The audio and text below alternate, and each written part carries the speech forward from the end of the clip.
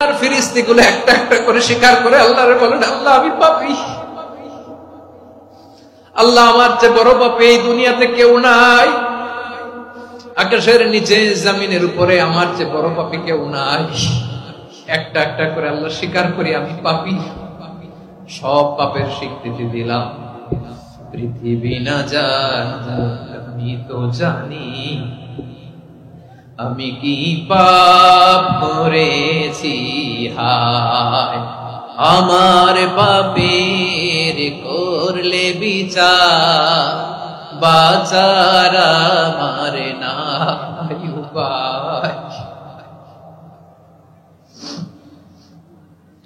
দয়াময় তুমি মাফ করো আমায়,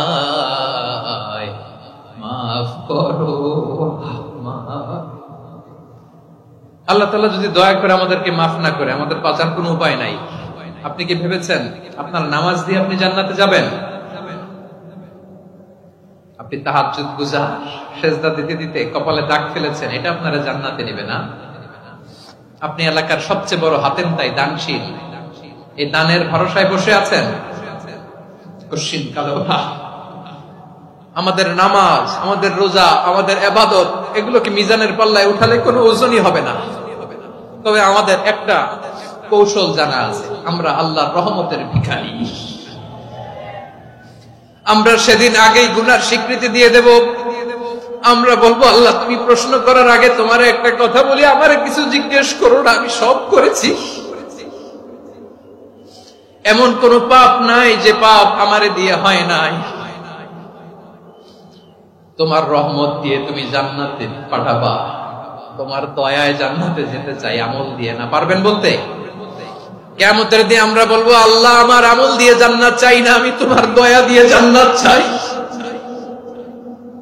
তোমার দয়া ছাড়া আমার কোনো উপায় নাই। কারণ আল্লাহ যদি বিচার করে, বাঁচার কারো উপায় নাই। আল্লাহ যদি বলে ফেলেন তুই এটা করলি কেন, ওখানে গেলি কেন, কোরআনে 1000 বার নিষেধ করলাম তারপরেও এই পাপে জড়ালি কেন, এরকম প্রশ্ন ছুড়ে দিলে আমার উত্তর আছে? বাঁচার কোনো উপায় আছে? রোজ হাসরে হে আল্লাহ আমার করোনা বিচার, করোনা বিচার,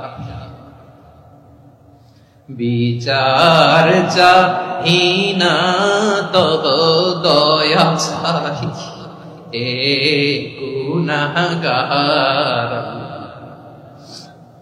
করোনা বিচার। আপনার আমল দিয়ে জান্নাতে যাবেন? কি দিয়ে যাবেন? আল্লাহর দয়া দিয়ে। আল্লাহর রহম আর দয়া ছাড়া কেউ জান্নাতের চেহারাও দেখতে পাবে না।